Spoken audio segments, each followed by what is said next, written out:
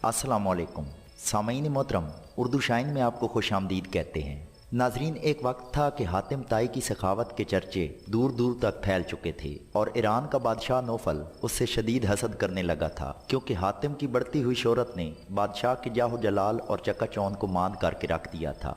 सामईन, वक्फन फवक्फन बादशाह वक्त अपने दरबारियों से हातिम की निजी जिंदगी के अहवाल मालूम करने लगा और दिल ही दिल में हसद की आग को मजीद भड़काने लगा।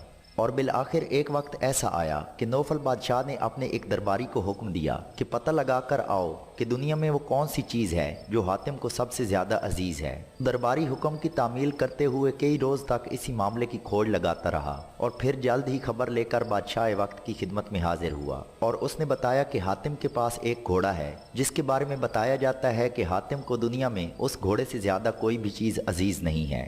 सामईन, ये सुनकर बादशाह मुस्कुराने लगा और साथ ही कहा, अब मैं हातिम की इस सखावत का भांडा पूरी दुनिया के सामने बीच चौराहे में फोड़ूंगा। लिहाजा ये बात सुनने के बाद नौफल बादशाह ने अगले ही दिन अपने दो खिदमतगारों को हुक्म दिया कि वो हातिम के शहर में जाएं और उसे बादशाह का पैगाम पहुंचाएं कि उसने तुम्हारा घोड़ा तोहफे में मांग भेजा है। लिहाजा दोनों खिदमतगार बादशाह का हुक्म सुनते ही उसकी तामील के लिए रुखसत हुए और हातिम के शहर के लिए रवाना हो गए। सामईन, बरसात का मौसम था और शाम हो चुकी थी जब हातिम ने दोनों मेहमानों का दरवाजे पर इस्तकबाल किया और उन्हें मेहमान खाने में ले गया। मेहमान खाने में पहुंचने के बाद हातिम ने उन दोनों खिदमतगारों के आने की वजह पूछे बगैर ही उन दोनों की पुरतकल्लुफ़ ज़ियाफ़त की और रात को आराम करने के लिए उन्हें मेहमान खाने में ही ठहरा दिया।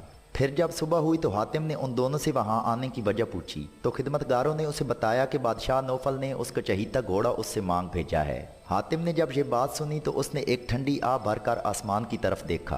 उसका ये अंदाज देखकर खिदमतगार समझे कि शायद हातिम अपना घोड़ा देने पर आमादा नहीं है, इसलिए वो किसी मुनासिब हीले से उन्हें टालना चाह रहा है। हातिम कुछ देर खामोश रहा और फिर उन दोनों से मुखातिब होकर कहा, मेरे लिए ये सआदत का बायस है कि मेरी मलकियत में कोई ऐसी चीज़ भी है जो बादशाह वक्त को भा गई है, लेकिन अफसोस के साथ कहता हूँ कि इस वक्त वो घोड़ा मैं तुम्हें नहीं दे सकता। खिदमतगारों ने जब हातिम का ये जवाब सुना तो एक दूसरे की तरफ देखकर मुस्कुराए और फिर हातिम से सवाल किया कि अब हम बादशाह के हुजूर तुम्हारे इस इनकार का क्या जवाब पेश करें।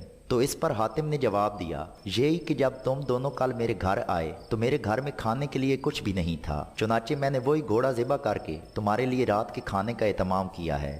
सामईन, हातिम के ये अल्फाज सुनकर दोनों खिदमतगार दम बखुद रह गए और हैरत ज़दा चेहरे लेकर वहां से रुखसत हुए। नौफल के दरबार में पहुंचकर जब दोनों खिदमतगारों ने यह वाक़या सुनाया तो बादशाह ने शर्म के मारे अपना सर नीचे झुका लिया और कहने लगा, मैं सचमुच पूरे मुल्क के खजाने का मालिक होकर भी उस गरीब हातिम की सखावत को नहीं पहुँच सकता, क्योंकि सखी होने के लिए खजाने नहीं बल्कि दरिया दिली की ज़रूरत होती है।